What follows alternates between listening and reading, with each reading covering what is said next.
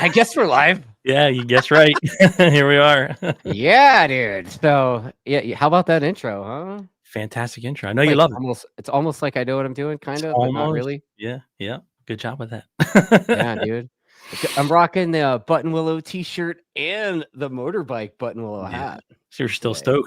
stoked. You got a grin Dude, from ear to ear. I'm gonna be grinning ear to ear. I'm gonna sleep to that shit, dude. Like, I Yeah. got to ride the new track out there. They call it the circuit, and man, I had a good time.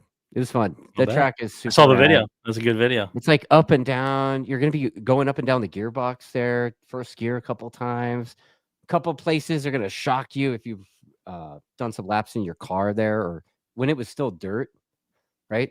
But yeah, it's fun, man. And we're there this weekend. Nice. On the new track, on the new circuit. Yes, first That's awesome. first motorcycle event That's awesome. ever, making history, new track. Nice. We'll be in Jennings. If you were closer, we'd be there. Oh, But well, unfortunately, unfortunately, you're a bit of a haul for us to get out there. well, Stan Boley and I are doing that VIR thing. Maybe you could go to that. Yeah. On the When way is to that? Road America. When is I'll find it later. Yeah, it's on your look at whatever the week is of Road America. Mhm. It's that Tuesday on the way. Oh, okay. Yeah. What's before it? Do you know? I haven't even looked at the schedule. I'm not gonna lie. Man. I'm gonna babysit your race schedule, butthole. I haven't even looked at it yet this year. I have not even looked at it. Oh yeah, because that's what a team manager needs to do. I know. You need to like just make up shit, hang out at Jennings all the time. Oh fuck, it's Daytona. We got Daytona next week. Holy shit. Yeah. No, that's not true. I mean, I know we're at Daytona and like the first week of March. I think it is. Are you guys you know, let me just like back up a little bit. Go ahead, back up. I didn't even introduce you. Your name's Kevin Rodio. It says there on the Chiron there or whatever. Kevin is the team owner, racer dad, team boss of the Rodio Racing efforts. Mm-hmm. And for the last several years, you've been teamed up with Robum Engineering, and you've been doing the Twins Cup, which, by the way, I think you have a couple of championships in that class, no? No, just one. We have last year we won the championship. Alessandro took first and Gus was fourth in the championship. Okay. The previous year we were second and third in the championship. Okay. And then before that Gus was in it was third. Gus was third. No, Rocco didn't win the championship. He came in. Gus beat him in so that was 24 was first and fourth, 23 was second and third, Gus was second, Rocco third. 22, we actually had Maz, where we weren't partnered with Robum. Oh, that's right. Okay. Yeah, Maz came in third in the championship, and Gus came in second. He tied for first in the Junior Cup that year. So we've been pretty fortunate. We've had a pretty good run, to get those positions. So this last one, you got to bring home a one plate for your team. Yeah. That's cool. Yeah, it's pretty cool. Like, tell me about that. How's the dynamic? You're the racer dad too, so like, how does that work out when you're the father of one of your riders and he's fucking fast? Like, thank you. Joke. Thank you. That dude is quick. Yeah. And his teammate wins the championship. Yeah. That was tough. How was that at home? It was a frustrating and it was a wonderful and a frustrating season at the same time. Yeah. Alessandro is an awesome kid. Love him. Mom and dad are fantastic. Luigi and mom and can't say enough good things about Robum and Matt and Sarah and Mike Hopulus and Chad and all the guys over there. Freddie. But Oliver Anthony looking guy, whatever that guy's name is. Yeah, he's your bud. Yeah, he definitely. But we it was definitely frustrating because I think we last talked in August, right? When we were on that long break between Brainerd and Coda. We were off for like 3 months, right? So that's weird, right? Yeah, it was super weird. So because you guys had that weird schedule where you guys only race like they took away that round, but you don't race all of them. Yeah, it doesn't make like there's like no rhyme or reason to it, and I'm not going to get into all that. I'm not going to chastise anybody for how they throw darts at the board and pick who goes where. It's not my business. But yeah, no, we had it was tough because I don't know if you remember, but Gus came out. He was like a bat out of hell when he first came back with Daytona last year, and he won both races by over 11 seconds. Right, both races. He was killing everybody in the infield by over a second in just the infield. He multiple lap records, And so we kind of like, okay, this is a good tone to set for the season. And Alessandro was his maiden voyage at Daytona, right? So he did very well. But unfortunately, you know, he didn't get. I mean, did he get on the podium the second? Yeah, he got third. Right. But it was so he's okay, cool. And then it was like we were plagued. You know, Alessandro kind of not the like can't say luck of the draw, but it seems like Alessandro kind of was a little more fortunate with incidents. Like Gus, we had one weekend that we blew 3 motors, you know, in one of the bikes, on Gus's bikes, and Alessandro's running front fine, you know. It's just that, you know, we have all the motors in the trailer, and it's like, all right, pick one, eeny, meeny, miny. Do you guys Rochambeau for it in the trailer? Yeah, pretty much. And I say, I'll close my eyes. You go in and get one. I don't want to know about it. So you know, it just so happens we picked the wrong one, and it didn't expired on us. So, you know, and then there was an incident at Barber where it was a rain race, and Gus comes in on the warm-up lap, and or the sighting lap, and you're like, what? And like, he's on pit. I'm like, what the hell are you doing here? You're supposed to be out there. And sure enough, he has that. It's called the pin lock for the helmet, the HAC windscreen, and apparently it had it's a dual lens, so it keeps the moisture out. So what happened was it was a leak in the perimeter screen, so moisture had got into the vapor barrier that was in there. So we couldn't even wipe it off. We literally had to rip the inside pin lock out of his face shield, and then so he ended up going out like, I don't know, 13th or 14th. He caught up real quick, and he got back to I might have got back to like 9th or whatever. But that race, and then it just seemed like, you know, one after we had linkage issues at Road-America, and we had some other issues, and you know, like I said, it really killed his morale, you know. And unfortunately, you know, at the same time, you know, Alessandro just keeps piling on, you know. He's doing fantastic and better and better and better. So all the more frustrating for Gus, you know. So by the end of that, he was just over it. And you know, we didn't talk about it all winter, you know, because it was frustrating for him. And I don't want to really get into it, you know. Whatever, it is what it is. You know, we had bought a pair. It's the same for, I mean, it's the same for other classes too. Mm-hmm. I mean, everybody that doesn't get to do the whole series. I mean, fuck, when was the bagger, the hooligans, right? Like hooligans was at Daytona, and then we didn't see him again until Laguna? Yeah. Or something like that. It's crazy. Is that even a season? Right? Was that even a season? Just race a couple rounds. Yeah. But so it's like, you know, and like I said, we were winter, didn't talk about it. But I had on the break. Talk about it at all? No. The fuck are you guys doing? I don't know. We were just doing shit. No, you know, because it was like, because we had that big 3-month break, right? Yeah. And then you come back and race one race in MotoAmerica, and then you're done. Right? Wow. So you're like, what the hell just happened? Did you know, race in between? Yeah, that was the thing. So it was actually we're very fortunate that we had that 3-month break, because the previous winter I had prepped a pair of V2s, Ducati V2s. I had pulled and got them ready. And during the summer, during that downtime, we got to race, you know, VIR, because we knew VIR wasn't on schedule for next year, or was in talks and possibly going to be.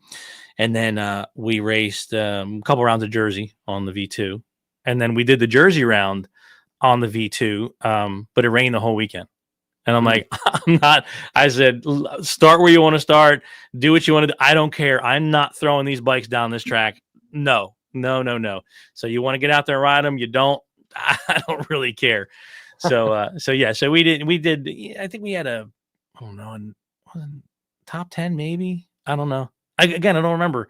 It was just a blur last season. You're like, I don't remember. So it was a blur, and then regrouped over the winter. And to be honest, you know, we really didn't talk about it till a couple of weeks ago, right? Because I was going to call you and say, hey, you know, let's chat or whatever. Because I know we had to talk about, you know, that our part 1 that we had in August, and we were going to do a part 2 to the podcast. And you know, we were like, oh yeah, we should probably figure out if we're going to do MotoAmerica or not this year. And Gus is on the fence, because he's got a vinyl business now, the GRG Designs, where he's doing bike graphics and wraps and trucks and stuff, because we were kind of building that last few years. And he's like on the fence. He's like, I love racing, but I love making money. I love racing, I love making money, you know. And then And he's like, yeah, I really love racing. We should probably do it. I'm like, yeah, let's do that. So, I said, cool. Now I don't have to sell two Ducatis. Awesome. You're like, oh, let's go race. Yeah, let's go race. Let's try it. Yeah, let's do that. Let's do that. So, what's your ultimate plan for this year? We're gonna do Supersport. Yeah, we're gonna give it. Sorry, I'm fidgeting. I had to do it. Well, at least you're not going to the bathroom, so we're good. Professional show, obviously. Well, you're charging. What are you doing? I gotta charge something, but I gotta see where I'm plugging it into first. Gotcha. Oh, look at that. Okay, cool. Gotcha. Nice. But yeah, you guys are doing Supersport. Correct. On the Ducatis. On the Ducatis, on the V2s, right? Yes. Yep. So we're gonna. Yes. We said. What's that? You lose me? I hear me. Would you unplug? You there? Hang on. Selling shit and crowning peeps on Facebook. Yes, I am, Sean. You there? Hello. Yeah, you there? You got me? Did you unplug your headphones?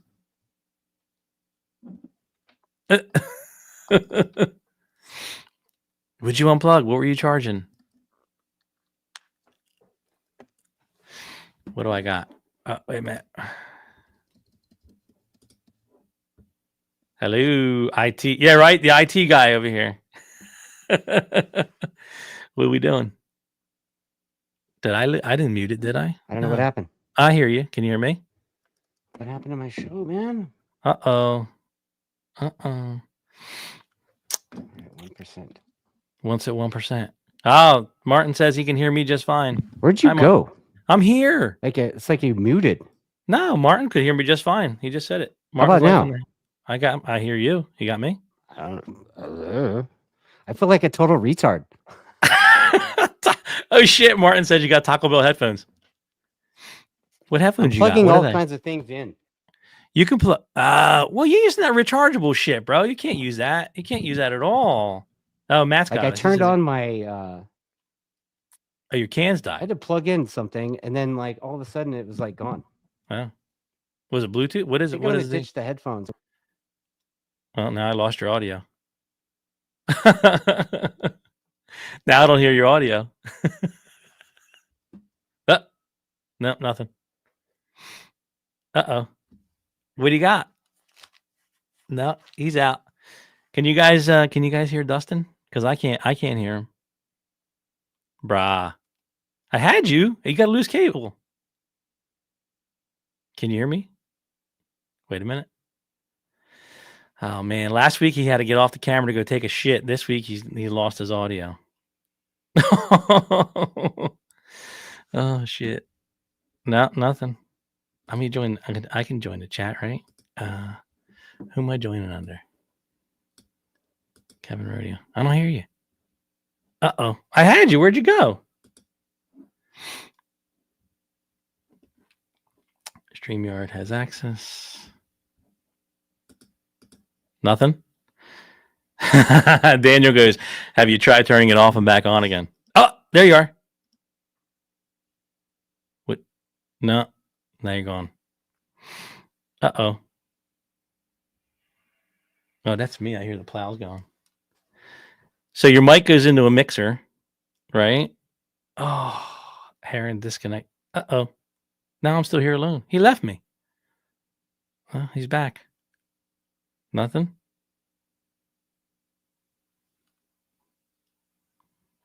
Hit the unmute button.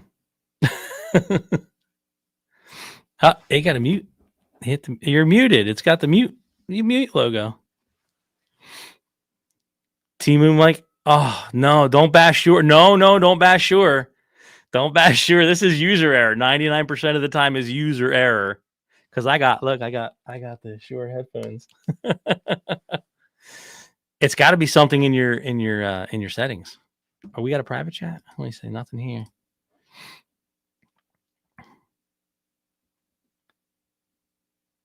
Check where your YouTube mic. Just talk about the season plans. Yeah, fuck Dustin.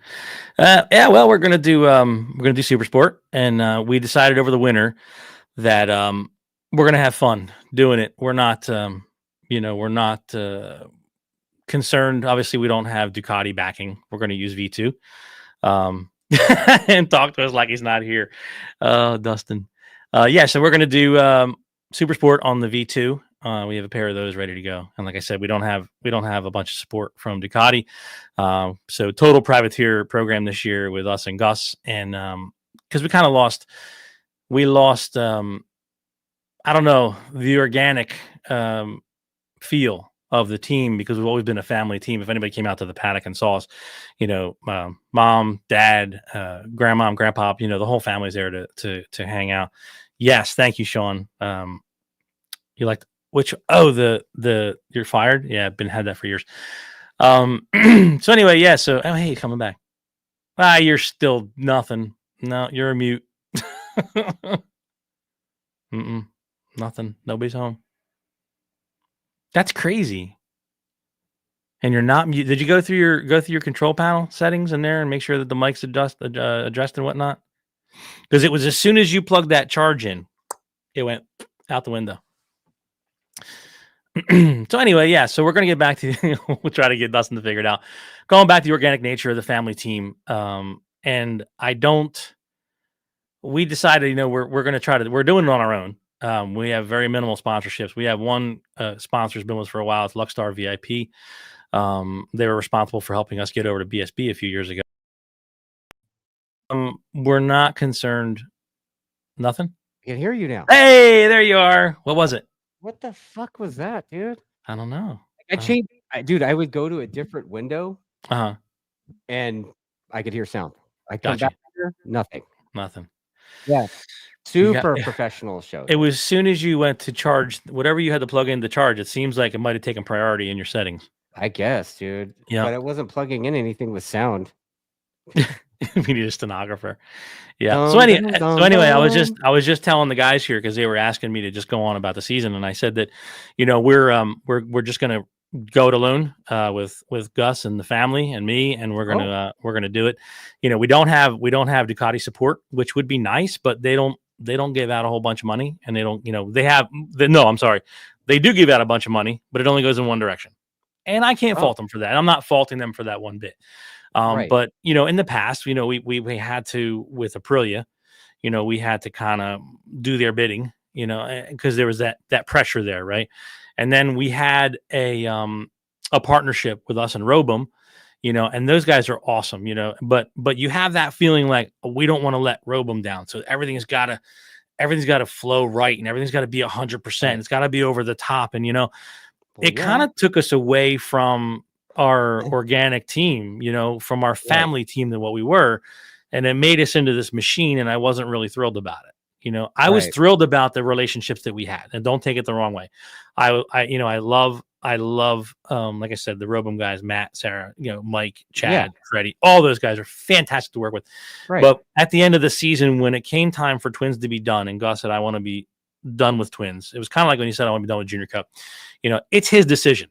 At that point, I'm not a dad that's going to push you and say, "Oh, you got to go to Superbike. Oh, at 14, you should be on a Supersport and this and that and yada yada." And I'm like, "Nah, it's not our style at all. We are just here to have fun, right?" And it lost that. It lost all of that. Yeah. So getting back to basics this year, and I thought about it. I'm like, man, ditch the stacker. Go with the 16-foot trailer. Do I want to do it old school? Like I don't know. Style, maybe? I don't know. I mean, that's the good thing, right? I don't have to answer to Ducati if I don't bring this massive trailer, right? Right. If I'm not honest with my sponsors, and that's the biggest. The biggest hurdle here goes back to our marketing value, right? To get money from sponsors, right? I have seen so many guys take thousands of dollars and deliver zero in return, right? Yeah. And the end of the season, they're left with nothing. Sponsors have nothing. So like I was telling you earlier, I haven't even approached a sponsor this year, because I'm like, I can't give them anything. I can't promise that. I mean, let's face it, the Supersport class is stacked rather. It's an incredible class, right? The thing is, like, that class, I mean, you look at, without factory sport, you look at what Top Pro did in Superbike last year. Yeah, with the right chemistry and with the all right the equation they were in. right, with the right equation, you can do well, right? But if you don't appeal to the corporate monster, right, you don't get anything in return, right? So how many times, you and we discussed it, like, we're not, I got a rider who wins the championship, and I got a marketing department of the beast, and not a peep about rodeo racing, road engineering. No, it was like, oh, this kid on the black and blue and purple chrome bike, he won. Yeah. Really? What is that? I mean, from dude, what I'm really sorry. I'll admit it, dude. Like, I'm so like into the superbike thing. Like, I totally wasn't even focused on that. But like, you and I've talked about this before. Yeah. And we've had many colorful discussions on this subject, yeah, it gets real colorful. Yeah. And I mean, it's like, it seems like whoever was doing that job last year focused on 2 or 3 riders. Yeah. And it's been that way for a long time. And thank goodness he's gone. Man, like, I don't understand. Like, there's a whole bunch of characters in there, man. Fucking make all of them heroes, because they're all warriors. Absolutely. Yeah. You can take a moment to give credit where credit is due. Anybody that gets in that seat and gets on that track deserves airtime, deserves to have their name in lights, a brief moment. There's so much content that they could be filling with some behind the scenes shit. Dude, go spend 5 minutes in Urbanski's pit. Anybody, the guy, like, go spend 10 minutes with the guy up on the hill at MotoAmerica, who basically sold friggin' t-shirts and hot dogs all weekend long just so he can come race there.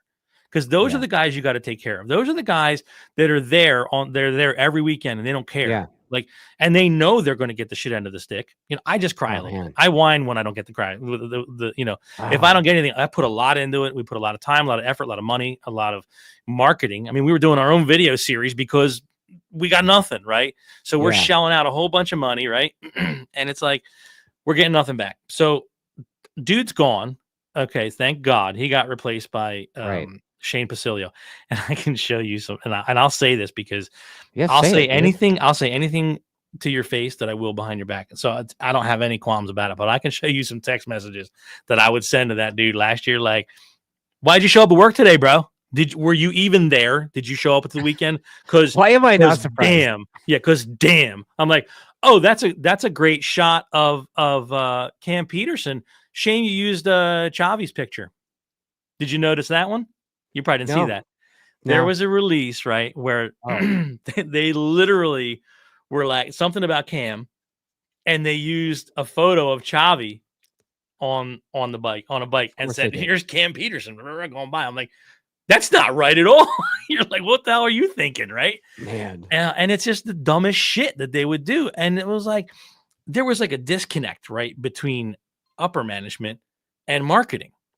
Because I'm like, how are they not? If you were my marketing guy, you would be freaking canned in a second because you suck. Dude. I told him. I sent him a message on Facebook, and I'm like, dude, you literally suck, right?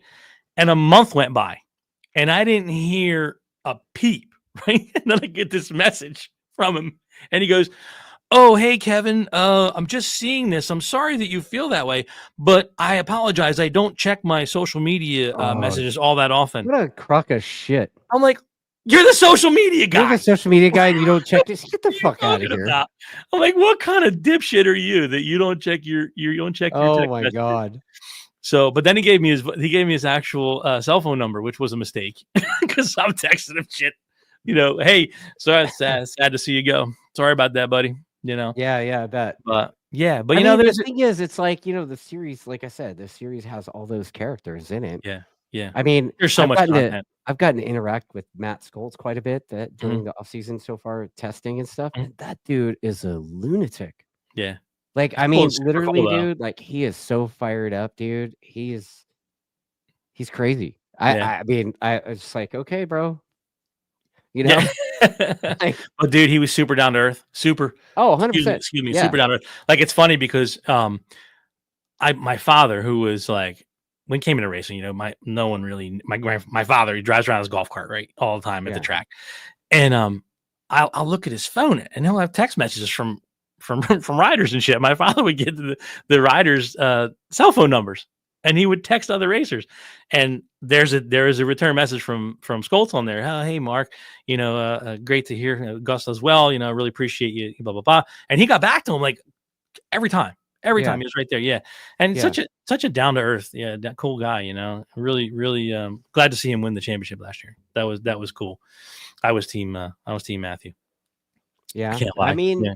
Even though I'm brand different, I was just was. Yeah. And I love PJ. Don't get me wrong. Dude, I dig you guys. Look, I'm brand different too, right? Like it's no secret. This show, myself, like I'm a member and a sponsor of the Attack Yamaha team, and of course, I'm going to root for them every time. This show is largely Yamaha bias, right? Yeah, I don't hide that. But at the same time, I always gave you guys props because your paint jobs always looked thick. Oh, thank you. Yeah. So like, So are you guys gonna do some crazy Ducati? You should go out with chrome, dude. We did. The bike is chrome. Yeah, the bikes are currently. It has the chrome vinyl on it. That was kind of our thing. We kind of it was 23 that we broke out. We broke out with the chrome. It was actually holographic chrome. And we unveiled them at Daytona.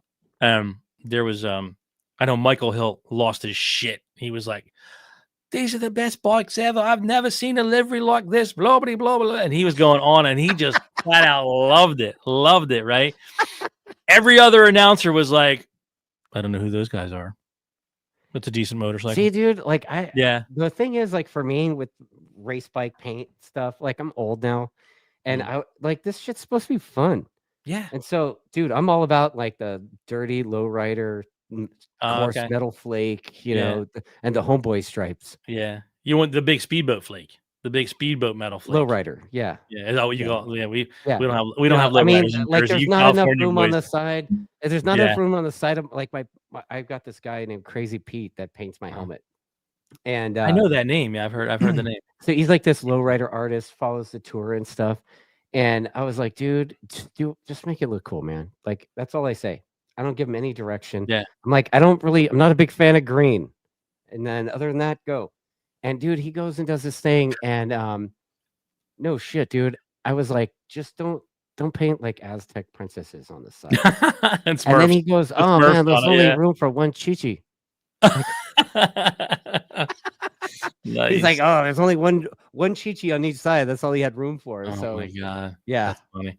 Yeah, nice, cool. Yeah, so I mean, have cool looking bikes. That makes sense. And the Ducati. You guys are fast, and Gus is. Yeah, he's there. And again, but like I said, I mean, there's no stress this year. This is a learning year for us. We're like, okay, because it's like it reminds me a lot of like 2019 when we came on the scene into Junior Cup.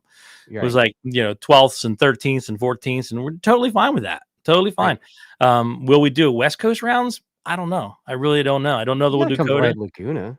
What's that? I know, but you know what? To go out there though, from Jersey, you're talking like big money for fuel, and everything else to get us out there. And then if you do Laguna, you got to do the Ridge week before or 2 weeks before, right? Well, yeah. So that turns into a friggin'. In the comments, guys, encourage him to do it, man. Scumbag. Listen, anybody wants to sign some checks over, bro. Daniel, I'm happy to do it. Like, get in there. I'm happy to do it, but there's a lot of logistics that go into getting there from Jersey, and if we're not, and if and I'm not whining or crying, but if Ducati doesn't want to put anything in, and we don't have some big sponsors, then let me ask you this: yes, go. Would your opinion change if he was in the pointy end? That would we talked about that. Obviously, yes, that would be a deciding factor. A very deciding factor. So that's the thing though, right? So you end up, what's it, 6th race in where it goes to the West Coast, I think, 5th or 6th. When you get to that point, you're like, if I'm in the top 3, top 5, you gotta go. You gotta go. You gotta figure out how to get there. But if not, but you know what? Get it done too. Yeah, you got to get it done. Yeah. But I'll be honest with you. I think at that point we would have a serious conversation, and it would be more about, all right, Gus, is this something you want to do? Because let's face it, I don't want my child to get burned out. My son, I don't want him to get burned out. I don't want to push him too hard. And like I said, I've never been that soccer parent. I've always been right there and said, do it as much as you want to do it. And I have to gotta bite my tongue, man, a lot when it's like this kid is so friggin' talented and he doesn't even realize it. That's the thing, right? When you're like, oh, and he's like, I don't want to race, or when he's not on it one day, he's not feeling it one day or whatever, and it's like, I just quit. I'm gonna, and every rider's done it, right? I'm gonna quit. I'm just not gonna race. He didn't say it in so many words, right? But as a dad, you can feel it. You're like, oh, you got to talk him off the ledge. Yeah, I got to talk. No. You're not allowed. You can't. You just walk away. You just walk away. You just kind of say, and then you go to mom. And like, Mom, what the hell's going on here? Mom, talk to him, Yeah. And then, and then she'll talk to him because we call her Namaste, right? So Stacy's Namaste because she's, she's like our rock, right? All right. Thank you, Sean. No, I'm not living through my kid like others. That's the big part of this, right? I love that you're watching the comments too. Yeah. That's great. Well, because I get a kick out of it. I appreciate anybody that makes a comment. I do. But you know what it is, because I'm so used to Marketplace. I'm like, comment, check the comment. Dude, there's a bunch of Marketplace comments at the beginning. I know, I saw them. We have to go through those eventually, right? Yeah. So like I said, I'm not here to, I want him to enjoy it. And if he doesn't enjoy it, he can't do it 100%, right? Dude, if it's not fun, why the fuck are we doing it? Exactly. So I don't want to be that guy. I don't want to be that soccer dad who loses his goddamn mind if the kid's not first. And I'm like, no, I'm not that guy. You've seen that with the racing, right? Dude, seen it. Bro. Holy shit. I've been 25 years plus doing this. And, it's real. It's a real thing. Racer dads at Chuckwalla back in the day, at Willow. Button Willow, at an AFM round or something, like, and the kid, I don't know, maybe he woke up the wrong side of and ate the wrong color Fruit Loops. I don't know, but like the kid wasn't having a good day, and he's all mad, right? Throws his helmet on the ground, stomps off, and the dad's cussing, shaking his fist. Yeah. It's very common. Very common. Summers is naming names in the comments. No, dude. Wow, savage. Yeah. No, so I can never be that, and I've seen it firsthand, and I said, I don't want to be that guy, and I saw it, not to talk ill about my father. When I was young, my father was into baseball. He loved it. I was into dirt bikes. He was into baseball. So he made me go out. The first year we sucked. Right. And I think I was pitcher. I forget what I was, but I didn't want to go out the next year. I don't want to play this, Dad. I wanted motorcycles and music, man. What's that? I thought that baseball was dumb when I was a kid. I tried to play baseball and I was like, this is lame. It's lame. I don't like it. We go stand out here and like, okay. Wait, I'll just wait. You're just waiting. Yeah, but so the second year goes around. My father's like, come on, we're gonna go try out for this baseball team. A buddy of mine's coaching it. He wants you to come out. So I went out and we were having batting practice, and I don't know. I was on. It wasn't like I was a bad baseball player. I could play. I could hit the ball, and I was cracking shots, over third base, over center, over second base, and his buddy, who was the coach, is like, get this kid a uniform. He's got to play ball this year. He's got to play for us, Mark. My father. And we got home that night, and he's like, oh yeah, you're my buddy. Butch loves you. Got to make sure. He's like, we're gonna get you a uniform. I don't want to play. I don't want to do it, Dad. Oh my God. He was not happy. You're like the end of the fucking world. Yeah, right? He was not happy. Like, how dare you shatter your dad's dreams of living? Yeah, for real. Yeah, for real. And then I went and I rode motorcycles, and he didn't want any parts of it, dirt bikes and whatever. So I would wrench on the bikes myself. And, I remember I asked him for a helmet one time, and he was like, remember, this is back when we're talking like when you order something out of the back of like Cycle World or something back in the day. Yeah, dude. And it's like, I'm that old. Yeah, same. Okay, same. Right. So it would be like 4 to 6 weeks for delivery, right? Yeah. So I told my father, I want this helmet, and he's like, yeah, no problem, because he knew he had 4 to 6 weeks to shut me the hell up. So he's like, yeah, I ordered it. Don't worry about it. 4 to 6 weeks came and went, and no helmet. It did not show up. I'm like, oh, I guess that's how it's going to be. Did your Columbia House CDs show up? Oh, bro, we used to rip the cassettes. It was the cassettes first. I did the CDs. Yeah, I did. Well, I kind of gave up after CDs. Yeah, I didn't. Was it like 14 CDs for 1 cent? Yeah, 12 and 1. 12 and 1 or 14 and 1. Yeah. Yeah, for 1 cent. Yeah. I'm like, at some point they're gonna come and arrest me for all these CDs that I got for 1 cent. Yeah. I mean, I know that I owe Columbia House at least 6 orders of that. Oh yeah, absolutely. Yeah, they're never gonna see it. Are they even in business? No. Are they still a thing? Like, I don't think so. I couldn't tell you. Yeah, I couldn't. They were always in the back of magazines. Yeah. Yep. Yeah.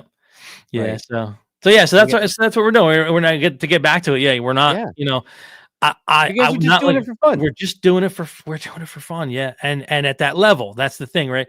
So it's like, you know, I love the guys from Azra, formerly CCS, who's on on this coast, right? And we just had their awards banquet over at Cathedral that we own for here in town, and great time. Everybody came out for the awards one because MotoAmerica doesn't do awards at the end of the year. We had offered the venue for it. They said, look, we're Jersey, we'll do it after the Jersey round, and no, I think we're probably a little too expensive. They don't want to pay it. But I said, you know, I talked to Alex, who owns Azra, and I said, Alex and Mark, and I said, look, you gotta do something for the riders, man. You can't not do something for the riders, right? Because they're out there busting their asses. So we made it a point. We made it a point to get their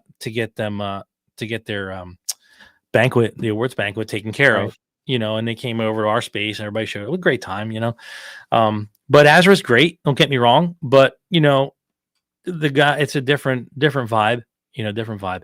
So it's a club race vibe, and you know what? It is a club race, and I don't want to talk. Let me ask you something. You mentioned the banquet thing, and you know, this is kind of like a point of contention. Like I've been approached, and I've spoken to now a bunch of club presidents and, you know, principals of, you know, club organizations. And I've also talked to a lot of writers. I do this stupid show, talk shit on the internet, right? So, like, there's been an issue with a lot of club racing organizations. You know, there's usually the ones with board membership where they have a board that votes on shit. Usually those ones are the ones that have like a cycle, right? And it's like, let's just call it 8 to 10 years. Like every 8 to 10 years, the cycle continues and it repeats itself. And what it is it's like a bad rendition of Mean Girls Club, right? So they vote for their homies, and they put these people into board membership, and they vote on things all to help out their homies, right? Yeah. All like, oh, the 600 guys need that. Oh, hell yeah, you know. And then next thing you know, the 8-year cycle goes, and then there's like a revolt that happens, and then the president changes, and the board ends up getting mixed up, and it's a fucking nightmare, right? Yeah.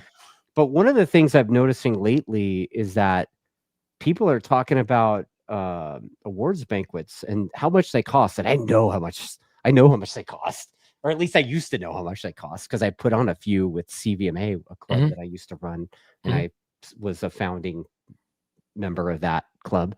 And dude, we did awards banquets where it was like a harbor cruise in Newport Beach. We did one at the rooftop of the Palms Casino. Oh, nice. Vegas. Dude, it was epic. But it was like massive money. Yeah. And then when you get a bunch of clubs that are spending all that money every year, you know, it could be, I mean, I'd have to check the AFM financials because they're the most recent one that I've gotten. But, you know, they spend a grip on They spend a bunch of money. Right? Yeah. And you know what, man? Like, I get a lot of commentary from racers saying that those are a waste of money. And I know the last club I was part owner of, we didn't do a banquet. We did kind of like like the key, like I guess the top classes. It wasn't really my idea, but we didn't have any money, so we did belt buckles and stuff. And they were, dude, the belt buckles were rad. Like, first of all, talk shit about the belt buckles all you want. You probably wouldn't want to wear one because it looked like you won a rodeo, but literally rodeo, get it? Yeah, I get it. Yeah, I get it. Thanks. All my life. But you know, it's all branded, and like, dude, it had the race org stuff, and it was, you know, bikes, and you know, John Righty in the comments, the writer he works with, has one of those, and the belt buckles. They were super nice. Yeah. But like, how big on the list of priorities should that be? Like, if they don't have the dough to go all in on a banquet, should clubs stop looking at that and maybe do like something smaller and just give the awards, or like maybe tap their sponsors or something? Like, what do you think they should. I think you know, it's hard. It's a double-edged sword, right? You want to, the guys, they're out there busting their asses, right? And just something, you know, just something more than nothing. Some kind of recognition. Some type of recognition. Says, hey, we went out of our way and we put something together for you, the riders, who essentially paid our bills this year. Right. Without you guys, we have no organization. You know, without you guys, we don't have the marketing ability. You know, we don't have all that other stuff. Why wouldn't you do something? Right. Yeah. And MotoAmerica would do their awards at the track. Right. So their final championship was at the last race of the season for that class. Like Junior Cup was like the round before Coda, and Twins was a Coda, and what Supersport was a Jersey. Yeah, the rest of them came down to Jersey. I mean, Royal Enfield was wrapped up early, you know, and you know, loses its luster, you know, halfway through the season, and you won the championship, great, and then the end of the year rolls around, you've wasted another couple of races, and then it's done, it's over. That's why I said, you know, say race a couple more or waste a couple. Might be the same, but no. So you've done a couple rounds at, like Michaela when she won, you know, Royal Enfield, you know, she raced another one, or you know, and then we wrapped up at Coda, which was the last round. But if you win it early, you know, like I said, it loses its luster by the end of the year. You're like, oh yeah, I did a thing. Yeah, well, this year was cool. You know, great. You know, but but the guys writing the checks for it, you know, and I hate to go back to money, but the guys who wrote the check for it all year long was like, you know what, my rider needs a little more recognition than that. My team should get a little more recognition than that. Yeah, we put out a lot of money to put a race team together. Our guys are paying $150,000-$200,000 for a super sport ride, you know. Well, who was the announcer for the Twins Cup race? Was it Jason and Greg, or was it the other? Was it Raj and whoever? It's terrible that I don't remember that. It's terrible that I don't. It might have been. Was it Raj? I know Greg. Raj and Jamie. Does a good job with that. Yes, and Michael Hill does a great job with that. Yeah, and dude, Greg is a machine, dude. Yes, Greg White. You know, I know a lot of people, for whatever reason, on the internet, they for years, even back in the Two Wheel Tuesday era, Speed Vision, they would shit on Greg every time he was on TV. And I never understood why. The guy, he's a pro. He's a pro, but he super drinks the Kool-Aid, man. Like that dude goes and like he parks and like he goes and asks the crew members, you know, the crew chiefs questions, and he really makes it a point. Like, do you remember when Yoshimura had Blimpie and Makita and whatever the fuck? And it was like the name was like a paragraph, the team name. We've had a couple of those paragraph team names over the years. Well, M4 Vision Wheel X-Star, M4 Vision Wheel X-Star Suzuki. Whatever. Dude, how do you remember? You know? And you say it like that. Dude does a good job of saying that every time they're on TV, bro. Like he passes by, and he's like, so and so on the, you know, sentence, name. Team. It just flows. Yeah. And but we were Supernatural. Yeah, we were Rodio Racing, powered by Robo Engineering. You know, at least say half of it. Say something of it, you know, Rodio Racing or Robo Engineering or whatever, you know. But like I said, when Michael Hill was doing it, you know, Michael got it every time, you know. 100%. At the podium, same thing. And it's like, it's like Rodio Racing, powered by Robo Engineering, blah, blah, blah, leading the pack by blah, blah, blah. And it's, he's dead on, you know. And it's like, then the other ones are just dozing off. And then, oh, was that our rider? I don't know, you know. But it's like, you know, it's indicative of that, you know, that there just seems to be, and I'm not talking bad about it, but there just seems to be a disconnect, right, between that kind of stuff. Yeah, you know. Yeah. But that's, you know, that's with any their job, though, dude. Yeah. Those guys, they're there. I mean, you guys are putting on the show. You know, you guys are the show. Mm-hmm. You're one of the members of the show, and I don't understand why you guys wouldn't be named.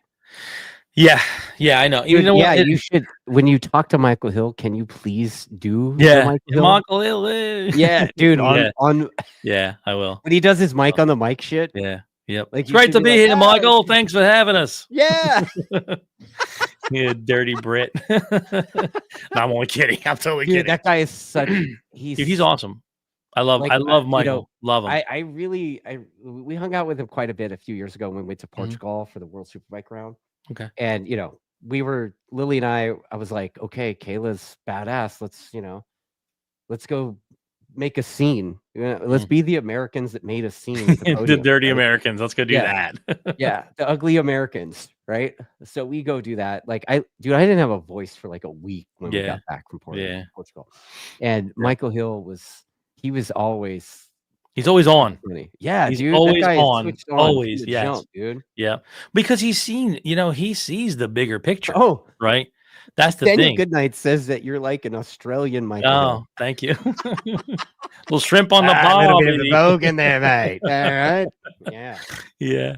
Yeah, but no, Michael has seen the bigger picture. Like, so it's like when he goes over there, right, and he sees these massive stages and these massive productions that they do, right? That's what I do for a living. What's that?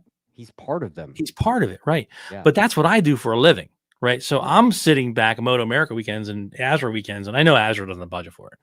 And I do concerts and I do corporate events and I do stuff like that. And I'm like, man, that is really an attraction. It really is. Do something like that. Bring in Creed or bring in Eve 6 or bring in some band on their way up or on their way down. Put something into it, right? Put something into it. You know what I mean, though? I mean, along those lines. So, but I'm like, and I've talked to a bunch about that. And I talked with Azure about that, doing Daytona in October. They were going to try to do something on their stage. That's in the Unro, or now it's whatever it is now, I don't know, in their little fan center in the middle of the track. And they had a stage out there, but unfortunately they had I guess they had a hurricane or something came through, and the stage was ripped up. The stage was gone, so there was no concert going to be had for that. But I mean, again, it goes back to, I mean, I'm a very, take care of the people that take care of you kind of thing. So I'm like, let's do something more than nothing. If you don't put, Grandma always said, you got to spend money to make money, right? That's what she always said. But if you're going to try to hoard every friggin' dollar, you might as well forget it, right? Because you're just going to be this corporate sterile, vibe where who wants to be, we're going to show up because we're all addicts, right? Racers are all addicts. That's what we do. We're all dumb. Yeah, we're going to stroke the check, right? We're going to stroke the check or pass the card through the reader, swipe the card, because we're all addicts, and that's the way it's going to go down. But you got to give something back at some point, and you got to show these people. This is my biggest concern is when I say the disconnect, right? And here we go, we go bashing right to that. The biggest concern is the disconnect, right? Yeah, and this became very evident to me at COTA last year when we were there. I was down I was on hot pit. Now the garage, you've been to COTA, right? So the garages are on this side of the warm pit, and then there's the hot pit, and then there's obviously the straight. And they had the garages, and all the garages have cable connects, the coax connect, right? Right. So every other track we go to, for all the guys who don't get garages that are right on the pit, which is very rare of the rest of them, as opposed to COTA, none of them have garages on the track on hot pit. Right. So I go down to go set up my hot pit, right, with the TVs. Yeah. And there's no coax line out there on the wall, right? So I'm like, shit, we can't watch the broadcast. We can't watch live timing. We can't do anything because that's all in real time. Right. Everything else you do on your phone is latency. So there's, the video is a minute and a half behind half the time, which is fine because I understand that. Time delay. Right. Live timing on your phone is all you have at that point. Now, meanwhile, you got a bunch of people in your hot pit that are watching the screens. So you got to have something for them there. You got to have it there for them. So sure enough, I'm looking up, and then I'm an AV guy, right? I'm audio visual, so I don't see cable anywhere. Right now, I see that there's coax in the garages. So one of the big wigs, I just happened to, one of the white shirts is walking down hot pit, right? So I'm like, oh shit, let me ask, right? Yeah. And he turns around.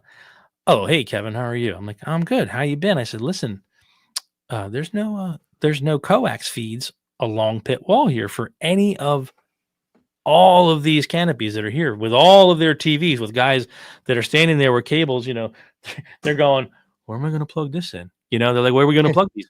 Right. And so I'm like, now, luckily I got 150 feet of coax. I can run across and into the garage, but they don't have that. You have 100. Of course, I'm an AV guy, right? Again, I just go in a warehouse, I pick it off the shelf and I take it with me. So, but everybody else doesn't have that opportunity, right? Or that resource like I do. So he looked at me and he goes, wow. He's like, well, you're going to have to call so-and-so because I really can't help you with that. Oh, thanks. And I'm like, hold up. Because aren't you wearing a white shirt? You're wearing a white shirt. You make it right. Yeah. So when I'm on a Wow. job, right? If I'm on a concert, right, and I'm walking from mixed position to stage or whatever, and someone in the crowd goes, "Hey, your subwoofers on this side of the stage aren't working," I'm going to say, "Hey, I'm going to get right on that, and I'll get back with you because you paid X amount of dollars to be here as our customer, and I'm going to help you out." Nope, you got to call that one and call that one. And then they said, well, there's coax in the garages. And I'm like, well, I didn't pay for a garage. So John Doe Race Team, who's got that garage right there, is not going to be real happy about me going into the garage behind their toolboxes and plugging in a coax. So that's the disconnect, right? So that's the disconnect that I'm talking about. Like it's like they don't. There's nothing there like that they're concerned with. Like they got a handful that they're worried about, which is why teams like us are just like, you know what, we're going to go out and have fun. We're not going to, where we go, we go. That's unfortunate, man. It should be the show. It is the professional race series after all. Yes, correct. And the presentation is there, and every bit of the toolbox is there, right? So they have everything they need. It's just like they missed like they put this dipshit in front of marketing. And he's playing favoritism across everybody, So it's like you got to, and it goes on for years, before anybody really does anything. And you're like, well, you must know somebody who knows somebody. That's why you're still here. You're here not because you did your job. Well, not because you're up in the press room or in the media room on your phone watching your kid's soccer game or whatever you missed that weekend. That we all missed something. Right. We all miss something to race. And if you're employed to be here, then you're here to do your job. And you can watch the replay later. No offense, but that's just the way it is, But hey, it is what it is. Yeah, 2%. Sean says higher with 2% smarts. Sean, there are a lot of the boots on the ground with MotoAmerica that are fantastic people. Really just amazing. They will do their job 150%. Chuck Axland is one of the main white shirt guys, right? Yeah, dude, that guy.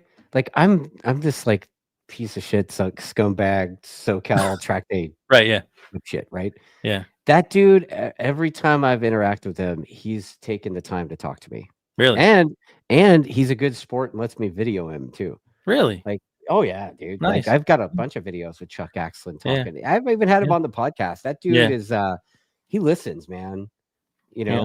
But it's there's so many moving pieces to that, and like, one tooth missing on one sprocket somewhere. Yeah. Oh yeah. You know what I mean? Absolutely. Yeah. Yeah. Yeah. It's funny because we, last year we were thinking about doing Supersport, right? Last year. Yeah, you were talking about it, like even at Daytona. You even brought the bikes to Daytona. Yeah, we did. We did Daytona. Yeah, we were going to run the Daytona. Yeah. We were going to run a 200 last year. We had some issues, with our ECUs got flashed at the track, and we lost all of our throttle mapping. Oh wow! So without the throttle mapping, it was a switch on or off. So he wasn't comfortable, and we said we didn't run the 200. We ran some decent times then, but we got a lot of data, which was the plan. Okay, we're going to go as far as we can with this, and if we can get this whole weekend through, because we didn't know the bikes, we didn't know if they were homologated or not. What were we missing? Everything else, we were going to be there anyway with twins. So I'm like, let's bring the Ducatis and give it a whirl, see what happens. Who cares? Give it a whirl. Yeah, we'll try it. What the hell? What's $350, $400 to get, that much time on track with Supersport bikes. So we did it. But we were, we got that little email. I don't know if you've ever seen in the beginning of the season, they send out this mass email and it says, we're taking requests for the Premier entry. Would you like to be Premier? And they have this whole package of stuff that you get, and the payouts are better, and everything's better. So last year I applied for it because it was in my email, so I applied. Well, what the hell? We got to lose, right? And I didn't hear anything. I was like, okay, whatever. And, I wasn't mattered because I wasn't really sure that I was going to do Supersport for the season or not. So whatever. So this year, where we're going to do Supersport, I send it in. I send in the Premier entry, right, ready to pony up my money and do the Premier entry. And I got back a letter said, regret to inform you that you've been declined for a premier entry with MotoAmerica, and the reasons behind it were. Well, hold on, let me bring this up. Hold on, just so I make sure. Dude, are you gonna share this? Oh no, I'm not going to share the screen. I'll read it to you, but I'm not going to share. Well, you know why? Because it's from Danelle, right? I don't know if you know Danelle, and she's friggin' awesome. I love Danelle, right? So, yeah, Danelle. Oh, where's it at? The scumbags in the chat are trying to get you to share it. No, I can't. It's really not much, and I'm happy to read the whole thing. Yeah, it's okay. It's cool. So, here we go. Kevin, premier entry status is determined by considering several items for qualification. Premier team entries are limited in quantity. Therefore, approval is based on certain criteria, such as presentation. Have you ever seen our rig? Yeah, in our pit, the giant Rodio Racing big ass. Yeah, the big canopy with the flooring and the walls and it looks like a professional team. Thank you. It looks just like one of those pro teams. Yes. And the second is competitiveness. I have a series called Actively Competing, in case you didn't see it. But then again, going back to, in 2021 was third in the Junior Cup Championship. 22 was second in the Junior Cup Championship and third in the Twins Cup. 2023 was second and third in the Twins Cup, and 24 was first and fourth in the Twins Cup again. Competitiveness. Right. Then there was manufacturer involvement, which we talked about earlier. I can't get Ducati to give me money if I don't have any marketing help from anybody, right? Oh, yes. Yeah, he's a back marker and his bike is covered in duct tape. I love that one. Team duct tape. And team duct tape, yeah. Team clapper. That's what we're going to be next year. You should wrap the bike in that DOT brown paper. DOT reflective. Oh, yeah. I got the shit that goes on the back of the trailer with the red and white and the red and white. Yeah. Yeah, and then it was manufacturer involvement, team plans and other considerations. So team plans and other considerations. I'm reaching out to you because I'm applying for a premier entry, which means team plans are to race the season, right? And considerations, I don't know what the hell that means. So the other considerations are that just is the blanket. We don't. Yeah, the coverall, the catch-all. The catch-all this says Rodio. Right? You got a big friggin' mouth. That's first. Like, you wore sweatpants today, and you can't sit with us. Yeah. We don't like you. Since then, unfortunately, the partners have declined your request for premium status for Gus's 2025 season. If you'd like an explanation for this decision, please email Chuck Asklin, COO at MotoAmerica. Wow. That's it. Yeah, it says we're and she goes, and Danelle, like I said, she's friggin' awesome. She's like, I'm so sorry to deliver this news. We're watching for your progress throughout the season, and blah blah blah. So anyway, so that was another part of our decision to say, you know what, let's and it was a wake up call to me too. That says, you know what, we're trying to get blood from a stone here, right? And why bother? Let's do what we can do. Have fun, and have a good time. Have fun doing it, and it fucking works out, right? At the end of the day, I'm gonna have a great time at the track with my son, my family, the dog. Our data. Frank's coming on again this year. Artie's on again. Everybody's on again this year. We're gonna have dinner in the pits, and we're gonna drink a few beers, and we're gonna have a good time. And that's all I'm concerned with. So that's my story. That's a lot, dude. That's a lot to process. No, you know what? I was not surprised one bit. No, not one bit. Because again, as a fan of the sport and the fan of the series, I'm surprised to hear stuff like that. Yeah, because that's not what you. It's not what you sign up for the Live Plus app to watch all the shit. No. And I'm probably, gonna. You're off the list forever. No, I'm definitely off the list. I'm totally fine with that, right? So whatever. But you know what? If guys like Sean and John and these guys in the comments are like, yeah, good for you, and all the responses we get from the Actively Competing series, and good for you for standing your ground, and it's like that's what we're here for. We're here for the real shit. Yeah. The real shit, absolutely. And I don't like all that nonsense that goes along with it. Honda's dumb, dude. It's just it's such a Blackballed. pain in the ass, dude. It is, and I got very frustrated. I got really frustrated, and I don't want to bash anybody, but they had their couple of riders, and we talked about it earlier, and there's a list. man, Everybody knows. Anybody that's watched every any of their social media the last 2 years, yes, they're in knows who their every three guys are. broadcast. Yeah. Right? And you know what? They're not lighting the world on fire, right? They go over one of them backs out of that. What was that thing that the Intercontinental Games, right? Did you see that or no? No, I didn't. Okay, so originally, I don't know if anybody out there saw it, but one of the riders who is, and I don't want to bash him. I don't want to bash him, but could be called PC on my show. Could be called the Golden Boy, right? So the Golden Boy. If I say Golden Boy, anybody's going to know who I'm talking about, right? You know what, man? I'm a fan of Rocco. I've known Rocco. I've known Rocco his whole life. Yes. No, I agree. And you know what? I'm a fan of Rocco's riding. Dude, Rocco's a fucking lunatic on the bike, man. He's awesome. But I'm not a fan. Right. But I'm not a fan of what the marketing side of things has made him into. Right.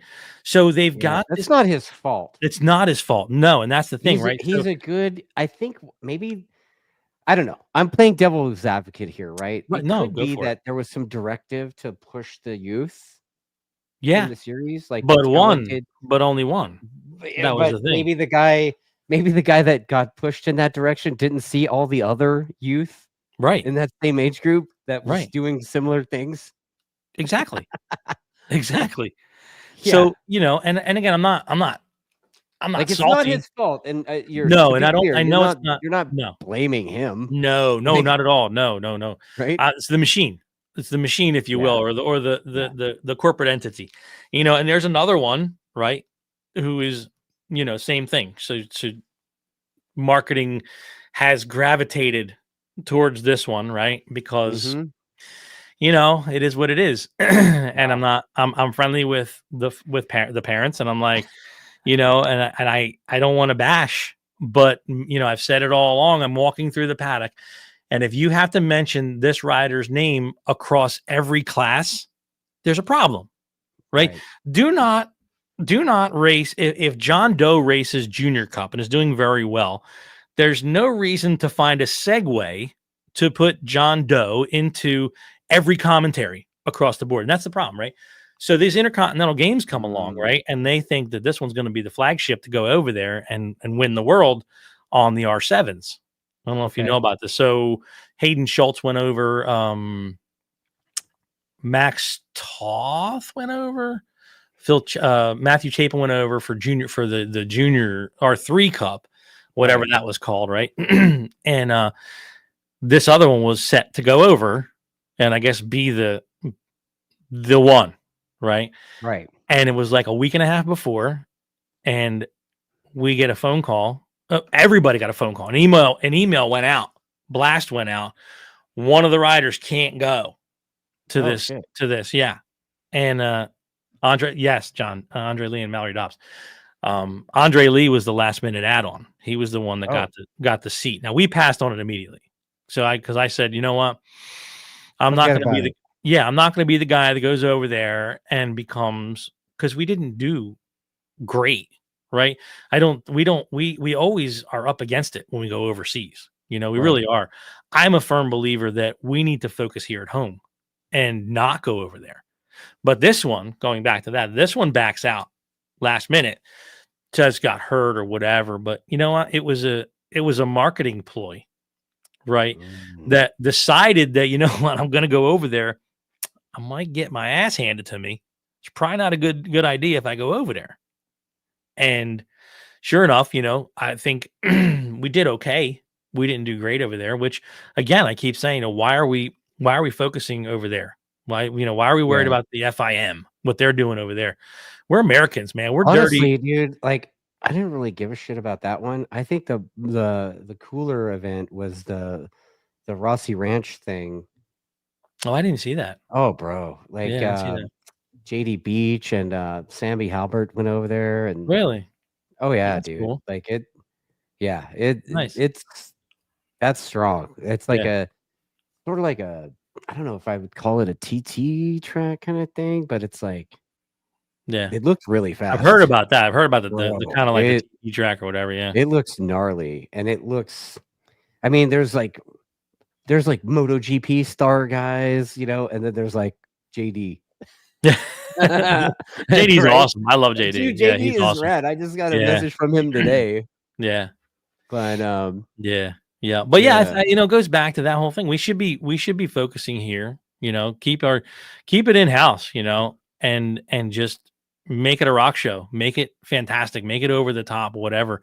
Stop focusing on over there. We're not gonna. That's not our shtick. We shouldn't be. We talked about this before. I don't believe we should be over there. We did it. We went over to BSB. We did well. But at the same time, you know, would I make a series out of it? What you're saying is, if you're gonna be over there, you just gotta be over there. Be over there, right? Exactly. Don't do these cameos. Don't do a cameo appearance for one race and think you're gonna light the world on fire, because you're not. You know, these kids are, you know, they're on bikes when they're 2 years old and everything else, right? And they can ride. You know, every weekend out of the year, they're on track. You know, unlike every day. Yeah, we don't have that structure here. I talked to Christian Daniel a lot, dude, and dude, he's got the kid rolling. Like, it's like after school, you know, like after school, regular kids go, and American kids go, and American kids, right? American kids, not regular kids. That's dumb. They're kind of regular. I don't know. Yeah, some of them. Yeah. No, but you know, after school, you have basketball practice, soccer practice, football practice, whatever. Well, over there, it's like race practice. Race practice, exactly. Yeah, yeah, super fun. Yeah, but yeah, no, that's a whole nother podcast. The overseas crap. Okay. Yeah, but anyway, yeah. So that was my thing. My thing was to focus on, you know, all the riders, not just two of them. That was my biggest gripe, you know. But I'm past that. I got past all that. You know, dude, it sounds like you guys are going to have a good time, man. Like, you know what? I'm looking forward to it. When Ricky, Bobby, and I are doing the weekend hangover crap, and we're like live at the track. Yeah, we gotta. It's like a come by. Kevdawg's gonna be kicked back with it. Kevdawg's gonna be kicked. My newest fine. So last year you did not. What did you get? You didn't get like a recliner in the pits, did you? A what? Did you get a recliner or something like? No, you sound like the dude that's just like, fuck it, I'm gonna get a lazy boy. No. We do have the anti-gravity chairs. Yeah, we have those things. They're pretty badass. But no, last year towards the end of the season, Freddie from Robum, the guy you call him a what the frig is that guy's name? Oliver Anthony. Yeah, that's Freddie, right? That's Freddie. Yeah. So Freddie came to Jersey. Well, we knew Freddie was, you know, he's a Four Loko guy. Right, so Freddie drinks Four Loko. I would have never thought that. Yes, I would have pictured him as like a full-on Diet Coors guy. Yeah, no. Wow. So was it last year? Maybe the year before last, when Freddie came to Jersey for the last round when it rained and we crashed out. When Twins were actually at Jersey, and he stayed at our hotel. We have a little boutique hotel. It's called the Martin. We turned the church rectory into an Airbnb. So we bring, the team stays there at our place because we're only 25 minutes from the track. And we loaded his fridge with Four Loko. So he was hammered the whole weekend.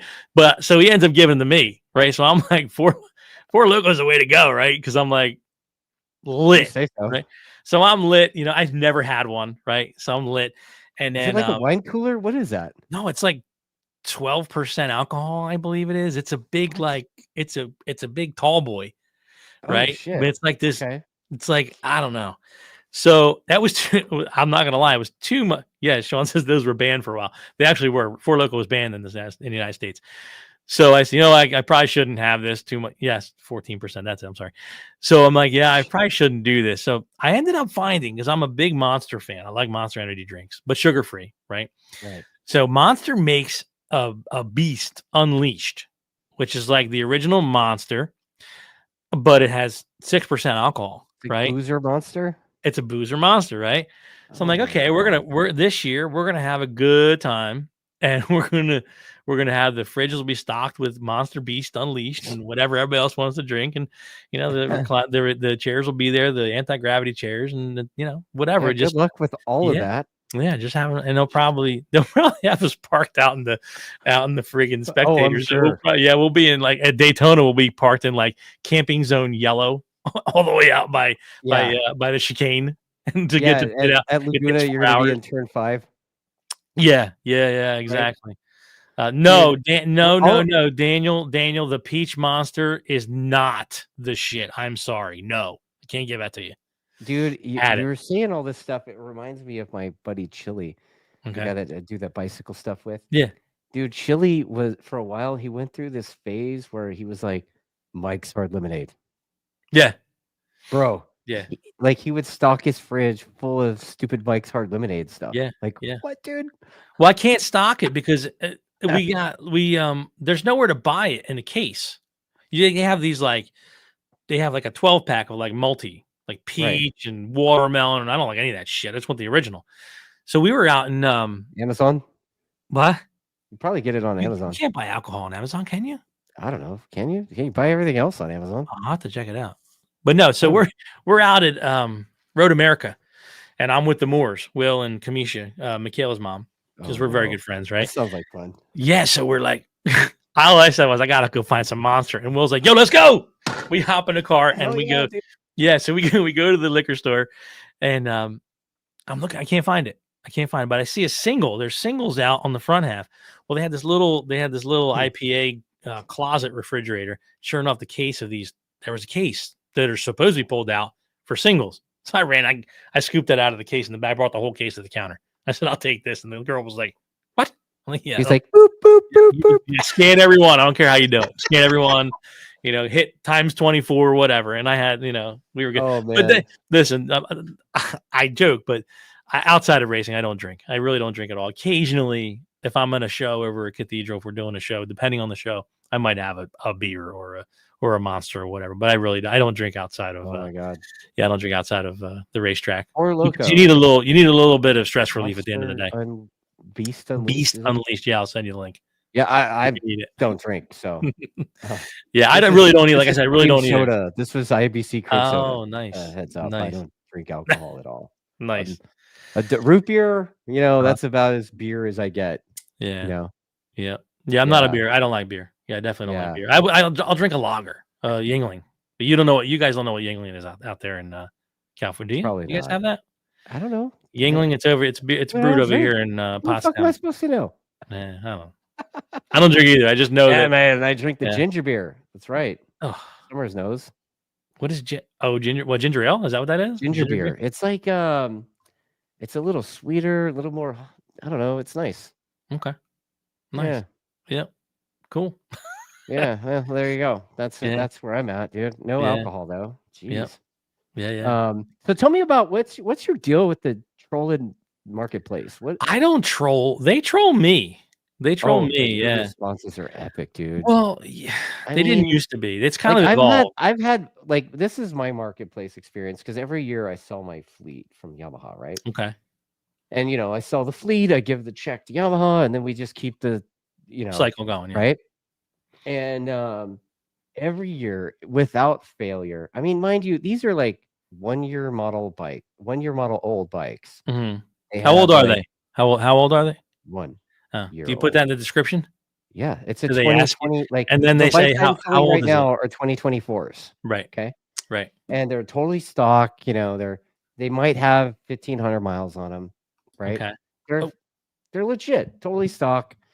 And then every year I get the one guy, and the one guy that starts going, "Hey man, I'll offer you $5,000 cash." Cash. Yeah, cash. I'm like, yeah, dude. Like, I'll only take cash. A third of what I'm asking, but you're bringing cash, so that's awesome. I get that guy. I get the guy that's like really combative. Have you had the combative guy yet? They get pissed when you tell how them dare you not accept this cash offer? Yeah. Like you good luck with the sale, dickhead. Yeah. Right? Like I just got one of them. Fernando says, because I got a Honda generator up, right? It's a 240, so it's a little more expensive. So I see him on Marketplace for $2,000 and $1,500. I'm like, I want to get rid of this thing. I'll put it for $750. Right. Fernando just says, you take 500? 600 cash. Yeah. Yeah. Is that it? You got any more with that? Like, because I'm always like, and I take it after myself. Like I'm others before self. I communicate sometimes too much, and it's like, why can't you just say, hi, Kevin, my name's Fernando. I'm very interested in your generator. Would you take 600 cash? So if you spoke like a normal human being, a normal, somewhat educated human being, I'm going to entertain you. But if you just say 600, I think you have Tourette's. And that's all you must have, because I'll rattle back 495, or whatever, 1,062. Right. Now I'm like, well, since we're just spouting off random numbers, right, let's go for it. Let's play Twister. Let's whatever you want to do. I don't care. But it's just like, God, they're so dumb. They're so. Dude, I had a guy. I was on my way somewhere, and the guy's location was like on my way, so I dropped off a bike. Dude, the guy pays me with a bag of money, and the money smelled like weed. Oh, I get that. Yeah, the same thing. Same thing.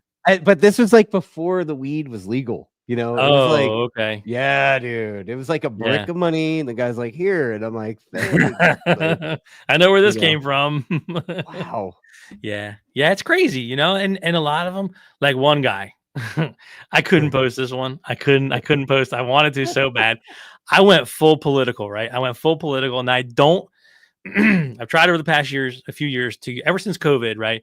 When the government shut my business down, they shut down my industry, and we lost a ton of money. And I went like off the deep end political. I've tried to get away from that. Now, am I conservative? I'm absolutely conservative.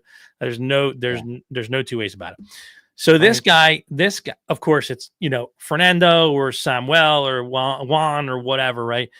So he says, what was it? Because I want to make sure I get it right. Because it was shit, he's pulling it up. No, I'm not changing that. It was something to the effect of, is it, of course, still available, right? So I had a long day. I had about 40 still availables. I have 100 plus listings right now on Marketplace. So I must have had a dozen or so still availables in a row. I'm like, I fucking had enough right now.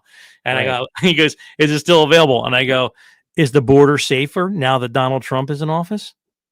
And he went, fuck you, fuck him. Wow. And I said, well, okay then. And then I blocked him. I mean, for what we do, it's like, you can't really get political really, because no.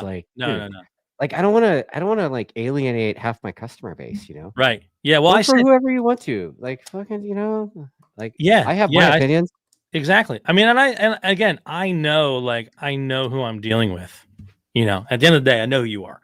Right. And I can tolerate you, or I can not tolerate you. That's that simple, because then if you're off the fucking deep end, and I'm like, because the other day I think I posted on Facebook, it's time for the unblocking or the blocking and unfriending to begin, because some people are just so. I get it. You have your opinion, and you are totally entitled to that. Knock yourself out. Yeah. But if I don't want to see it because I get frustrated because of it, I'm going to unfollow. I'm going to unfollow you. Yeah, like, unfollow, mute. Yeah, same thing. A bunch of friends that have lost their fucking minds, and it's like, oh, mute. Oh, cool. I don't have to see that. Yeah. Right? Yeah, I don't want to see it. And you're like, why? Because in my small little town, right? My feed is supposed to be motorbikes and dogs.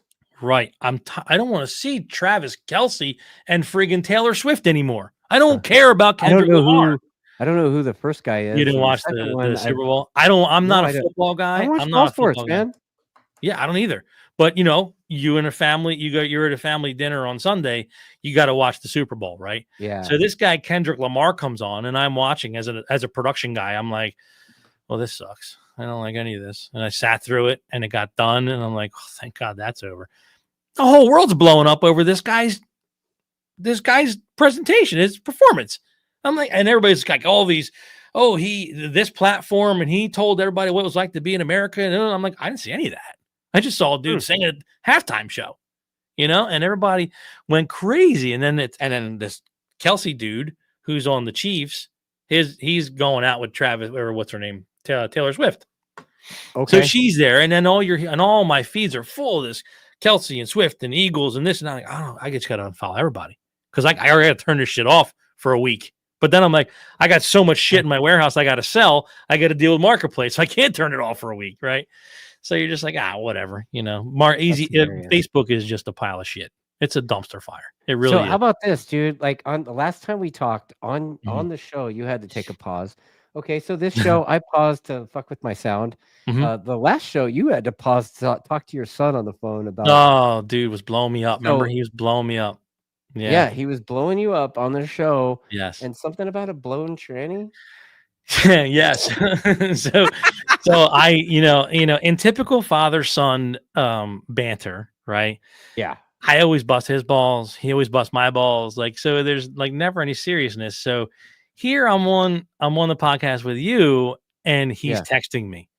You got to call me right now. The Hummer's on the side of the road. This is the first time he took the Hummer out in a while, right? Right. And it's 20 years old. It's a 2004, right? So last year, and we plow with it. It's like I kind of kept it just because I don't want to sell it, And I bought a plow for it a few years ago, and I do my driveways and I do the parking lots and whatever. And so he starts in on this texting me. I'm ignoring him, right? Yeah. So, dude, what the hell? So he shows up in my office where I'm at now, right? And he's like, "What the hell?" And I'm on the podcast with you, and he's like, "What the hell? Why you ignore me?" I'm like, "Oh, I thought you were busting my ball." He's like, "No, dude, the Hummer's on the side of the road, on the side of a 4-lane highway up the road." Yeah. And it just started bucking, and it was doing this and doing that, and I'm like, "Oh, come on, are you kidding me?" Because it was like this was one of those weeks where it was one thing after another, and sure enough, the podcast got done. And then we hopped in my pickup, and sure enough, up the road there it was, sitting on the side of the road. And we redneck hood ratted the toe strap, and we drug it back to my warehouse here. Couldn't move. Wouldn't go into gear. Hood rat. Well, you're a hood rat. That's hood rat and redneck at the same time. Well, here in South Jersey, we are rednecks. I guess so, dude. And that's hood rat shit. You shouldn't be doing on a 4-lane highway. Using a tow strap is not the smartest thing, but we got it back, and I wasn't paying a tow truck to come out. Right. I knew, but it did sit in front. It sat. Oh my God, it's so bad. It sat in front of my warehouse, my office warehouse parking lot, because that's the closest to the road, right? So we're on the same highway. So we drug it into the warehouse parking lot, and it sat there for August. Was our podcast. Yeah, I didn't get it to the transmission place until November, I think. So it just sat here.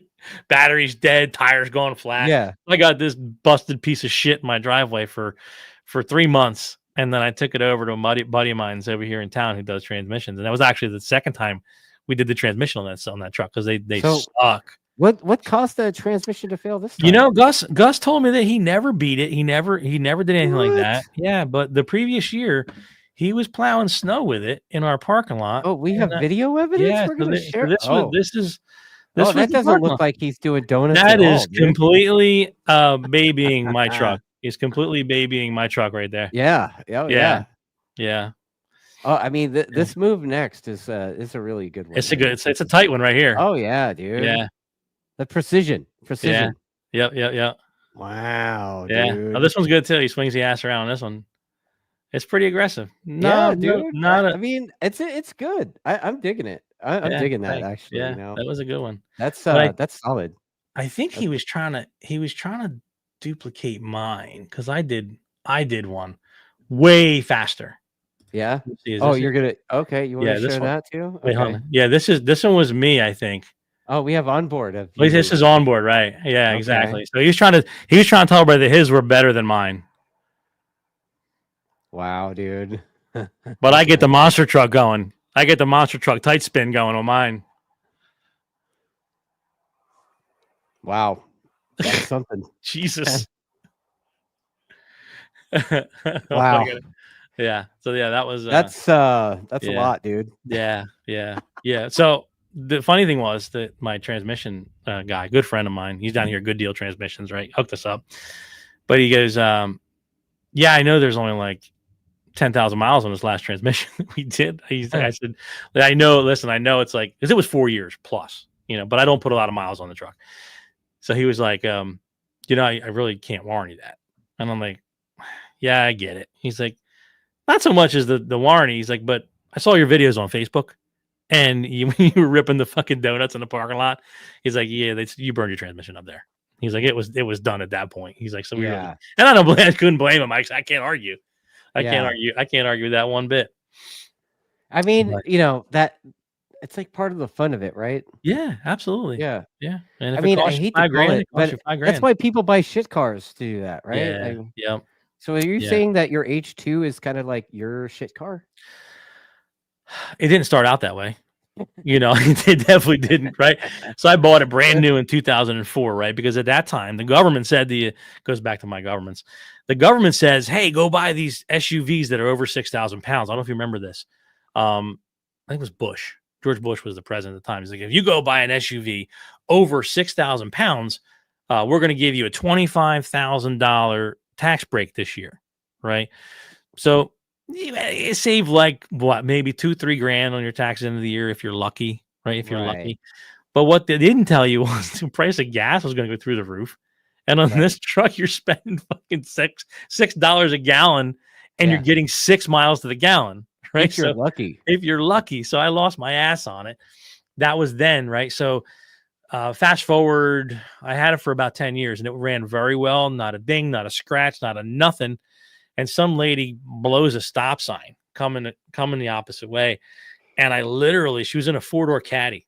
I literally jumped over the car. I've hit the fall guide it, dude. I did. I fall guided, bro. I had no idea this car could be a ramp, right? Wow. So sure enough, my passenger front rails, her passenger front, sends her tire and wheel into the motor, completely pushes the motor through the vehicle, and I end up going up and over.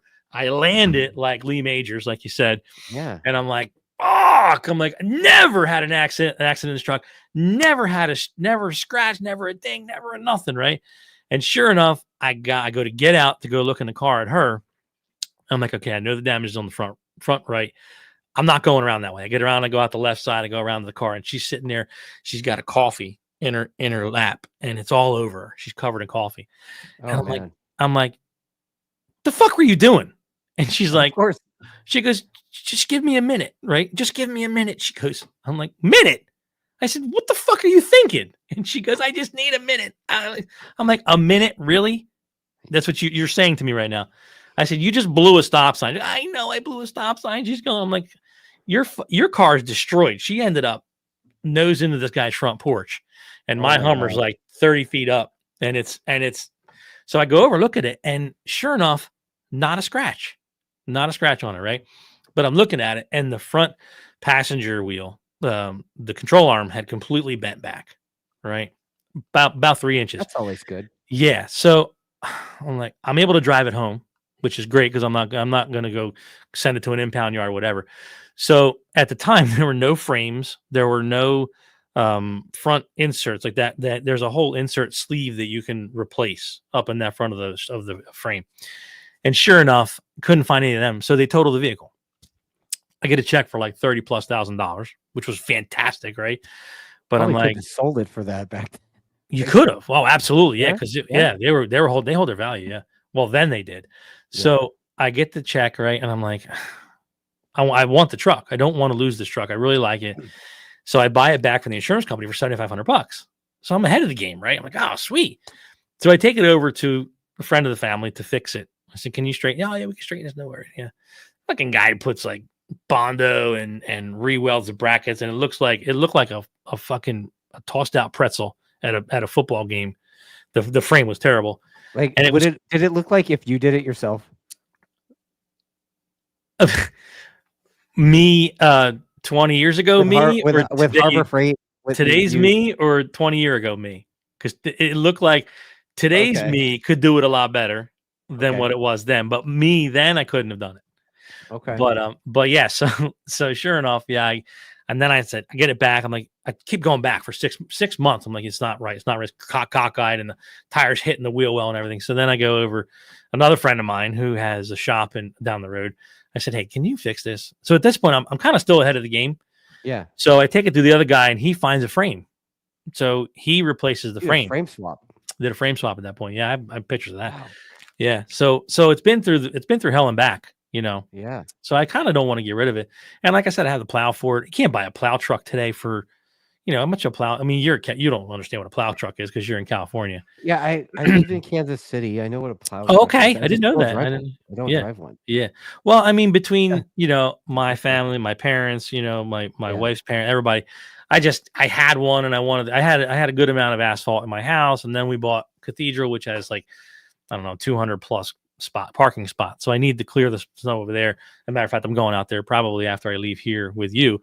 I'll probably go plow for a little bit and then go home or just wait till the morning. I'm not sure. But it was just like, I had to get it fixed. And sure enough, yeah. And then the friggin' transmission goes twice. But whatever, of course, if it can go wrong, it will. Trust me, it will go wrong. Dude, that sounds like racing. Yeah, exactly. Right? Yeah. Yeah. But yeah, we still do it. Wow. Yeah. Sean's pointing out that you like to plow. Yeah. Thanks, Sean. Appreciate that. Yeah. Yeah. Mm-hmm. I'm actively plowing. Good. Yeah. Actively plow. Actively plowing? Actively plowing. Yeah.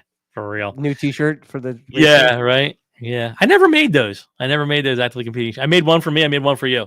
Yeah. And that was it. No, I think Diane got one. Yeah. Okay. Diane. Yeah. We sent one to Diane, but that was it. Nobody else got one. We really? Never made it. Yeah.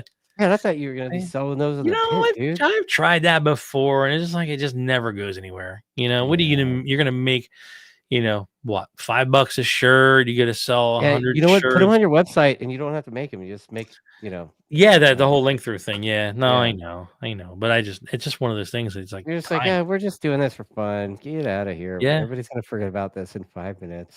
Yeah. I know, right? No, that was a good time. That was definitely good. That was probably the start of it. That's really what kind of, that kind of gave us our stigma, if you will. Yeah. They're like, I'm just going to do what I want to do. And we'll fit within your parameters. We'll definitely fit within your parameters, but I'm not going to cave to it. And, and like I said, I'm not going to promise sponsors that I can't deliver, so yeah. Yes, if you can't remember my own team name, you're not going to remember my sponsors. And so your team name this year is Rodio Racing. Yeah, simple, real simple. Yep. Wow. Yeah, debated even. That right. Yeah, right. No, it'll just be Gus Rodeo. Oh, okay. They'll just announce Gus. It depends on who they announce. Yeah. And well, I don't. Yeah, they'll definitely say Ducati. Yeah, they'll definitely say even though we have no. Well, it is a Ducati. It is Ducati, correct? Yeah, on the Rodio Racing Ducati, and it would be nice if Ducati could send some money our way, but they don't. I understand. We're the little guy. But it is what it is. That's why. Yeah. So Summer says their next shirt should be "Stand Your Ground." Rodeo Racing. I like that. Yeah, I like that. SYG. Yeah, I don't know. Yeah, there's a lot. There's a lot of a lot of little catchphrases you can use for our type of. Bro, like this show generates a lot of that, dude. I need to play back some and make some more like shirts to sell on the merch site. Yeah. Yeah. You need a That Podcast t-shirt. That's what you need. What's that? Oh, it's for this podcast. You're That Podcast? Is that what it is? Yeah, we're That Podcast because the new Superbike champ, when he was interviewed, the first words out of his mouth were, "This goes out to That Podcast." Really? Yeah, isn't that fun? I didn't know that. Yeah. Who won Superbike this year? Last year? This past last year? Well, not one of us. The Ducati guy. Oh, Josh won. Josh won it. Gotcha. Yeah. That wasn't. I like Josh. I do. I like Josh. Well, I like everybody. Dude. I like everybody. You know what? I've had fun with Josh. We used to ride bicycles and stuff. It just, like there was like this separation there, this break when like he kind of went to war with Richard for a couple years over stuff, and it's like we were colorful, and the show was colorful about the stuff that he said, and I guess that made me enemy number one. Even Richard's out of the shit list circle on that, but I'm still in it apparently. Yeah. Oh, it's okay. Yeah. I don't. You know what? Everybody's colorful, right? Everybody has their moments. Oh, dude. I kind of like. 100%. I like Josh because he's kind of raw. He's kind of raw. He kind of tells it. That. He does, and I like that. I love that about people that are raw like that, and that's his stance, and he backs it 100% with ferocity. You like that. You got to respect that. You definitely, because I feel it every day. I get it. I understand where you're coming from. Dude, your kid's kind of a type A personality too, right? He is. He was more contained than I was. Yeah. Yeah, he's more intense. Like I don't really get to interact with him a lot, but man, every time I've interacted with him, he's been like super intense. Is what I thought. he's just quiet. Wow, dude, that kid's like switched on, like yeah, he's just all business. Yeah, right? it's crazy because you're like, he's all of a sudden he's 11 seconds out of Daytona, comes into pace like pets the dog, goes in the RV. How's the bike? How's the bike, Gus? It's good. It's good. It's okay. You could give us something, Gus. We want to give us something to work on here because, I mean, I remember when we came into Daytona, and I remember just it was like a cakewalk, because it was like we didn't touch one clicker, not one clicker the whole weekend, and he 11 seconds out, and lap records continuously one at the other, and he came in when we're like, can we do something? We wash the bike. Let's go wash it. Let's go wax it or something. Yeah. But we've always done that though, because we've always been on top of that. This year's gonna be different, right? What's that? This year's gonna be different. Going to be a lot different. Yeah, this is gonna do pit stops and shit. Got to do pit stops for Daytona. Yeah, matter of fact, we just installed the quick change front, the floating fender, and all that bit. Yeah, because your bike comes with a quick change rear, kind of, right? Yeah, pretty much. Yeah, it, right. Yeah, we could. I mean, we could go totally old school club and say, you know what, we're not going to change the front at all, and run the same front the whole race, and it would probably last. Dunlop's good like that. The Dunlop's fronts would last two Daytonas. Really? Yeah. Corey and Tony, they would admit to that, but that front tire, we've gone, man. I've done some laps on those fronts and not changed them for What are you guys doing for fuel? You gonna get one of them? You gonna get the dry brake thing? Yeah, we have both Ducatis are set up with the whole dry brake setup. The tank we had last year I wasn't very pleased with, so we had one with Robum that they used in their endurance series they did with N2 and Weira. Oh, okay. That was fantastic, and he's actually shipping. He's boxing that up now to ship it out to me. Because we had when the guy that built that team does the R1, right? Or no? No, Robum did. Robum. Okay. Yeah, Robum. Yeah, they were all twins. Yeah. Yes, the 200 is still open tires, from what I gather. Yes. What are you guys gonna run? We're Dunlop. Yeah, we've always been Dunlop. We've always, I think maybe the first year we put Gus on a 250 when he came up. We came up from the CRF 110s in the little mini GP stuff we were doing. The first year he came up, we took all of Anthony Mazziato's takeoffs because Maz was in the KTM Cup. Of course. And they run what the Alpha 13s back in the day they were, or something or other. We just ran them. And then when that dried up, we tried Pirelli for a half a season. And then as soon as Gus decided that he was going to go MotoAmerica, we made the switch over to Dunlop immediately. Right. Yeah. So that was when they were the Q3s, I believe. And then the Q3s turned into slicks the following year. But yeah, we've always been Dunlop. Corey and those guys have always been good to us, very, very good to us. And we talked about it, just a short bit ago, where it was funny because I was actually talking to Corey and I'm like, she reached out and said, you guys going to do, what's your plans for this year? Because we're doing our rider thing. And I said, I really don't have anything to promise you right now, Corey. I'd love to say, hey, please, consider us for sponsorship this year again. And I said, I can't do it. I can't in good conscience say to you that we're going to run a full season because at this moment in time, it's a month ago or so, I don't have that information for you. Right. So she's like, oh, I hope we work together again, blah, blah, blah. I said, yeah. I said, this is what it is. And then, Gus decided, and I said, well, you know what, Gus, you're calling Corey. Call her up and you got to talk to her because I gave her the no and, and she could turn around tomorrow and say, hey, our list is full. And I appreciate that 100%, that you thought of us to begin with.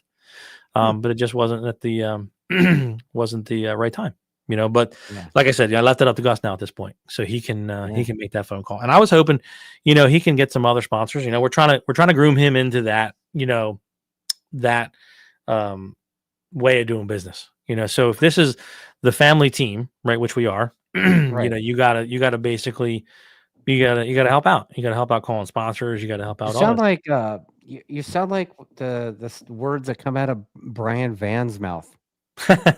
Brian and I are very dude. Yeah, Brian and I are very similar. Brian and I, we share that same. I will put my kids, in the most uncomfortable situations I can. Yeah. Because later in life, it's going to be, it's going to help them, Wow. I had my oldest son, Max, used to work for us here in the warehouse, and he had just got his license. And I said, Max, go take these deliveries today. And one of the deliveries was like way on the other side of Philly, probably an hour and a half away, 2 hours away. It was Willow Grove, PA. It was, quite a bit. And I came home from work and I sat down and Mom said, "Where's Max?" And I said, I sent him out on delivery. She's like, "He just got his license." I said, "Yeah." She said, "Well, where'd you send him to?" I said, "Willow Grove." She's like, "That's like an hour and a half away." I'm like, "Yeah."